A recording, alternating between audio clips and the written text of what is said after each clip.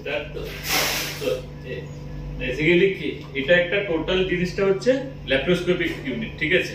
Laparoscopic ইউনিটে আমরা কি কি প্রথম থেকে যদি আসি, তাহলে এটা একটা মনিটর যেটা ক্যামেরার সাথে কানেক্ট হয়। এটা হচ্ছে ক্যামেরা প্রসেসর, এটা যেটা ক্যামেরা হেড আমরা বলে থাকি মাঝে মধ্যে। আর এই ক্যামেরার যে সব রেকর্ডিং সিস্টেম, যে ডিভাইস গুলো রয়েছে, রেকর্ডিং নাম, এখানে নাম এন্ট্রি করা বা কোনো সেটিং চেঞ্জ করা বা যা কিছু, তো আমরা কিবোর্ড থেকে করে থাকি। তো যেহেতু এখানে রেকর্ডিং ডিভাইসটা আছে সেই জন্য, ঠিক আছে। আর এটা হচ্ছে ইনসাবলেটর, এটা হাই ফ্লো ইনসাবলেটর। এটা স্টোরেজ মেইনলি তোমার ওয়ার্ম থাকে, এয়ার থাকে, প্লাস তোমার এটার মধ্যে দিয়ে গ্যাসটা যায়। ইনসাবলেটরের মধ্যে যে গ্যাসটা কানেক্ট করা হয় ওইটাকে বলা হচ্ছে CO2, ঠিক আছে। আর এখানে তোমার রয়েছে লাইট সোর্স, আর এখানে হারমোনিক এন্ড ডায়াফ্রাগম। তো এবারে আমি প্রত্যেকটা জিনিসের ডেসক্রাইব করি, যদি আমরা কি কি কেন কিসের জন্য ইউজ করি। তাহলে প্রথম কথা হচ্ছে তোমার ইনসাবলেটরটা ইউজ করি হচ্ছে পেশেন্টের, যখন আমরা ল্যাপ্রোস্কোপিক পেশেন্টের মেইনলি কি আমরা পেটের মধ্যে গ্যাস দিয়ে ফোলাই, ঠিক আছে না। তো গ্যাস দিয়ে ফোলাতে গেলে আমাদের যে কোনো একটা গ্যাস লাগবে। তো গ্যাস দিতে গেলে আমি তো অক্সিজেন দিতে পারতাম, নাইট্রাস অক্সাইড দিতে পারতাম, বা বাইরে এয়ারও দিতে পারতাম। কেন ওটা না দিয়ে আমরা CO2 গ্যাস ইনসাবলেটরের মধ্যে ফিট করি কানেক্টরটাকে? কারণ হচ্ছে যে O2 গ্যাস বা NO2 বা বাইরের এয়ার, ওর মধ্যে অক্সিজেন থাকে। তো ডায়াথার্মিক যে বার্নটা হয় না, তো ডায়াথার্মিক বার্নে তো ওটা বার্ন হতে পারে, সেটা পেশেন্টের জন্য ক্ষতি হতে পারে। আর CO2 ইজিলি অ্যাবজর্বেবল।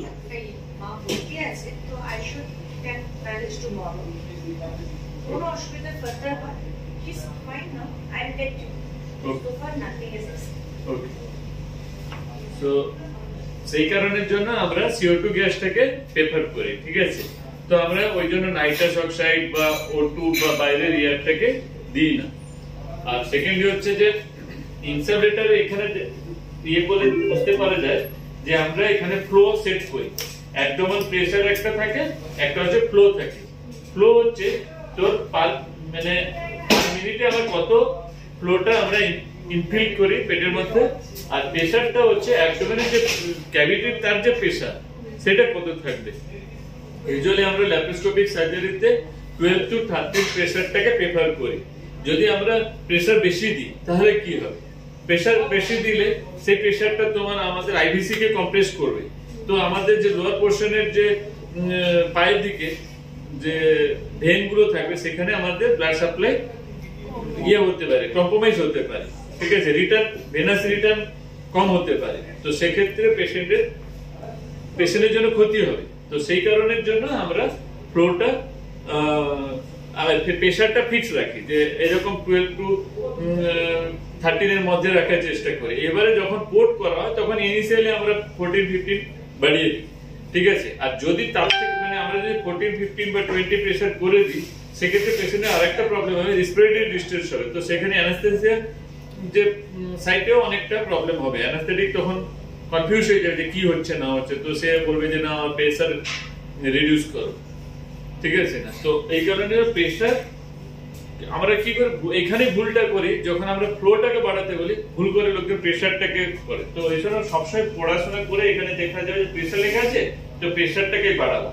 এখানে যদি লেখা থাকে যে ফ্লোটাকে বাড়াবো, ফ্লো আমরা 20-25 করতেই পারে, তাতে খুব অসুবিধা হবে না। কিন্তু যত আমরা ইয়ারটা বের করবো, ও তত তাড়াতাড়ি আমার ইয়ারটাকে দিয়ে ও অ্যাবডোমেন ক্যাভিটিটাকে ফুলিয়ে রেখে দেয়। তো সেই কারণের জন্য ইনসাবলেটরের যে প্রেসার, সেটা 12 to 13 এর মধ্যে বা 14 এর মধ্যে রাখলেও ফ্লো আমি 20-25 বাড়াতে পারি, অসুবিধা নেই।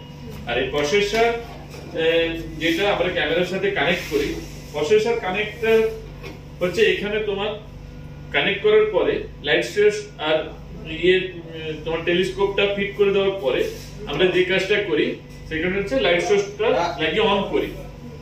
অন করার পরে আমরা ওখানে হোয়াইট ব্যালেন্স করি। হোয়াইট ব্যালেন্স না করলে প্রপার কালারটা পাওয়া যাবে না।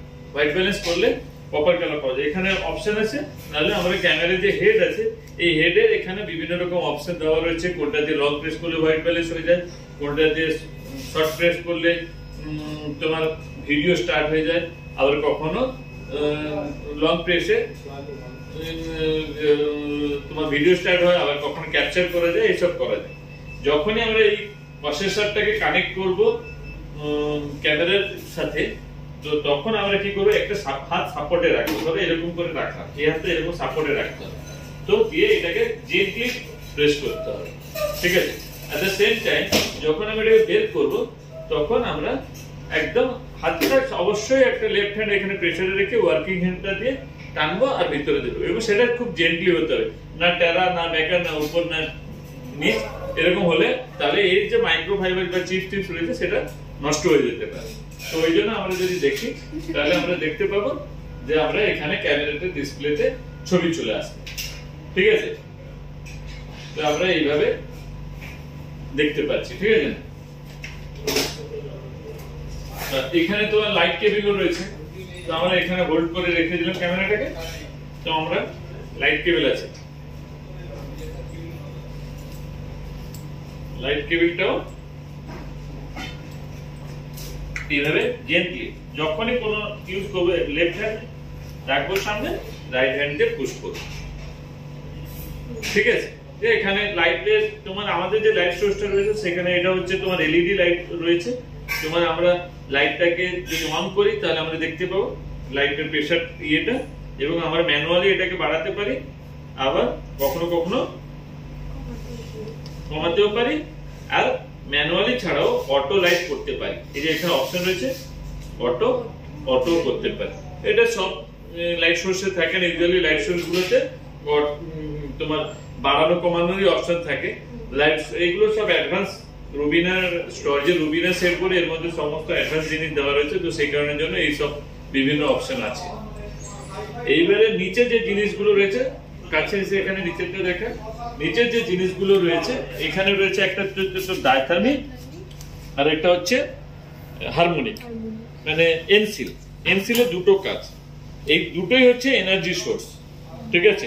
আমরা এনার্জি সোর্স বলতে কি বুঝি, আমরা এনার্জি সোর্স যেটা বলতে বুঝি যেটা দিয়ে আমাদের যে ব্লিডিং হবে সেই ব্লিডিংটাকে বন্ধ করতে যে সোর্সটা ইউজ করা হবে সেটাকে বলা হয় এনার্জি সোর্স। তো ওই এনার্জি সোর্স দিয়ে আমরা কি করি, ডায়াথার্মিক বা হারমোনিক দিয়ে আমরা ব্লিডিং বন্ধ করি। তো এবারে হারমোনিক অনেক সময় ডিসেক্টরেরও কাজ করে, ল্যাপ্রোস্কোপিক বা ওপেন সার্জারিতে ওটা ইউজ হয়। তো এই হারমোনিক বা এনসি এটার মধ্যে দুটো জিনিস আছে, একটা হচ্ছে তো সিলার আর একটা হচ্ছে তো হারমোনিক ডিসেক্টর, ঠিক আছে। দুটো স্ক্যাল্প আছে, তোরা দেখেছিস সেটা ইউজটা। আর সেকেন্ডলি হচ্ছে যে তোমার এখানে তোমার ডায়াথার্মি যে রয়েছে, ডায়াথার্মিতে তোমার ওই আর্থিং প্লেট থাকবে।